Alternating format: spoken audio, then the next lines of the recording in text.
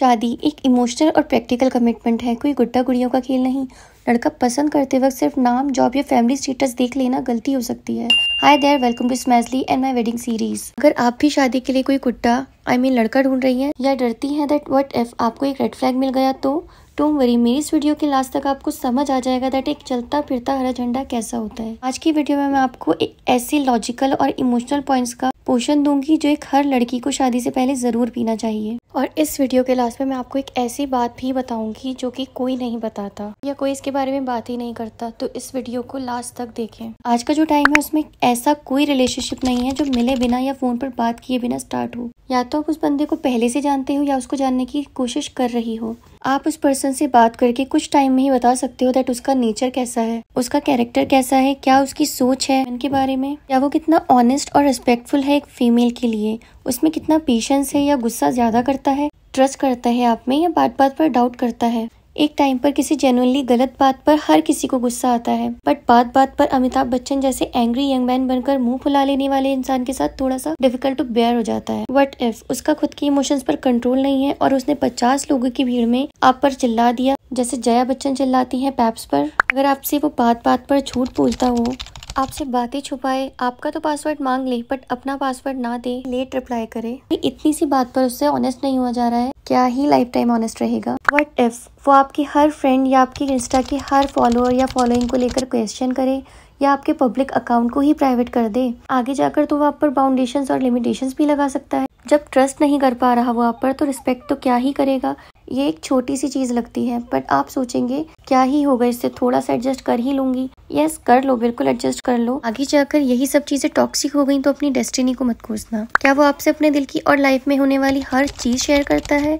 अगर करता है तो कंग्रेचुलेशंस, आप उसकी लाइफ में बहुत इंपॉर्टेंट हो और आप उसकी प्रायोरिटीज की लिस्ट में काफी ऊपर आती हो। क्या आपकी फीलिंग्स और आपकी बात को इक्वली इंपॉर्टेंस देता है, या आप कुछ भी बोलती रहो लेकिन करना उसे अपने दिल की ही है? ऐसा पर्सन आपको कोई इंपॉर्टेंस नहीं देगा, बल्कि जरा नोटिस करें क्या वो आपको डोमिनेट भी कर रहा है। यार, शादी में equal distribution of emotions and point of view ही शादी को हैपनिंग और लॉन्ग लास्टिंग बनाता है। कोई अगर आपकी बात ही नहीं सुनता तो क्या ही हस्बैंड बनेगा। शादी की खीर में ना लड़कों का टू मच मामाज बॉय होना इस खीर को कड़वा बना देता है। थोड़ा बहुत मामाज बॉय होना इज ओके। भाई, जो बंदा अपनी माँ का ही नहीं वो आपका क्या ही बनेगा। लड़का अपनी फैमिली से प्यार करने वाला होना चाहिए, उनकी खुशी का ख्याल रखने वाला। ऐसे इंसान को पता होता है दैट एक हेल्दी और खुश फैमिली के लिए क्या चीजें लगती हैं। अगर उसकी फैमिली का एनवायरनमेंट ही पॉजिटिव नहीं है तो क्या ही करोगे इस नेगेटिविटी में जाकर। आप आपकी लाइफ है कोई बॉलीवुड मूवी नहीं जो आप रूखी सूखी रोटी खाकर 15-20 गाने गाकर गुजार लोगी। कमाएगा इंडिया तभी तो खाएगा इंडिया।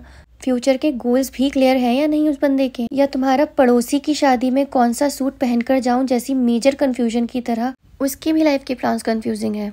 देखो बहन, अगर इनकम स्टेबल नहीं है तो प्रॉब्लम तो आएगी, बट अगर उसका कोई विजन है या उसको पता है दैट उसे लाइफ में क्या अचीव करना है तो you can take this risk. तुम उसके लोएस्ट में उसके साथ रहोगी तो वो अपने पीक पर तुम्हें सर पर बिठा कर रखेगा। शायद खाने में सेम टेस्ट हो या नहीं, बट लाइफ के इम्पोर्टेंट डिसीजंस पर आपका सेम पेज पर होना बहुत जरूरी है। अगर स्टिल डिफरेंसेस आते हैं ना तो इतनी अंडरस्टैंडिंग होनी चाहिए दैट एक दूसरे के पॉइंट्स को कंसिडर करके उनके प्रॉज एंड कॉन्स डिस्कस किए जाए। ये नहीं कि भिड़ जाओ पॉलिटिकल पार्टीज की तरह।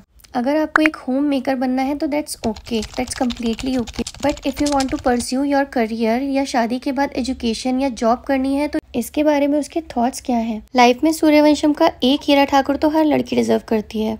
यू नीड टू नो वो क्या सोचता है about women independence and women empowerment. क्या वो आपको आगे बढ़ने में सपोर्ट करेगा, या अगर आपकी जॉब है तो उसे कंटिन्यू करने देगा, या उसमें कभी आपको आगे बढ़ता देख जेलसी तो नहीं आएगी। आप एक समझदार और ग्रोन अप लड़की हो, आपको पता है आपके लिए क्या सही है क्या नहीं। प्यार व्यार तो ठीक है, बट क्या वो आपको खुद के इक्वल समझता है? मतलब तुम्हारी feelings, pain, problems, likes, dislikes उसके लिए मैटर भी करती हैं या नहीं?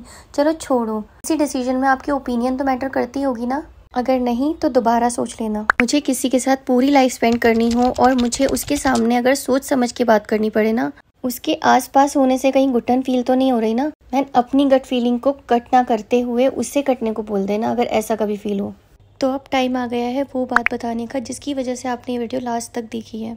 जैसे कि आपको पता होगा दैट आजकल यंगस्टर्स को हर चीज़ का एक्सपोजर है। कोई लड़का कितना भी दूध का धुला हुआ होगा ना, फिर भी वो पॉर्न ज़रूर देखेगा, और वो पॉर्न देखेगा तो वो ऐसी ऐसी वीडियोस, ऐसी ऐसी फैंटेसीज वीडियोस तक पहुंच सकता है जिससे आपकी शादी के बाद की लाइफ खराब हो सकती है, बहुत ज़्यादा खराब हो सकती है। आप में से बहुत सी गर्ल्स के लिए बहुत ज़्यादा ऑकवर्ड होने वाला है, बट मुझे लगता है ये बात बताना बहुत ज़्यादा इंपॉर्टेंट है। BDSM का कूल जैसी वीडियोस देख कर आजकल के यंगस्टर अपनी लाइफ को फैंटेसाइज करने लगे हैं। अगर मैं एग्जांपल दूं तो आप 50 शेड्स की सीरीज को ले सकते हैं, या आप करिश्मा कपूर का केस भी ले सकते हैं। जैसे कि आपको पता होगा दैट उनके हस्बैंड ने भी शादी के बाद उनको अपने फ्रेंड्स के साथ रिलेशनशिप बनाने के लिए कहा था, उनको इसके लिए फोर्स किया था। मेक श्योर आपका होने वाला पार्टनर इस तरह की फैंटेसीज का शिकार तो नहीं है, क्योंकि अगर आप उनके साथ सेम पेज पर नहीं हुई ना तो आपकी जिंदगी जहन्नम बन सकती है, और ये एक ऐसी बात है जो आप किसी के साथ शेयर भी नहीं कर सकती।